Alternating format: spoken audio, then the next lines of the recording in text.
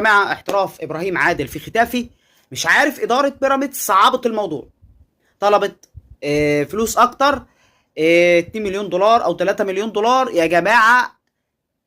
انت كنت ممكن عملت بند في عقده ان انت تحصل على 20% او 30% من اعاده بيعه، كنت هتاخد فلوس برضه وهتحصل على ملايين الدولارات،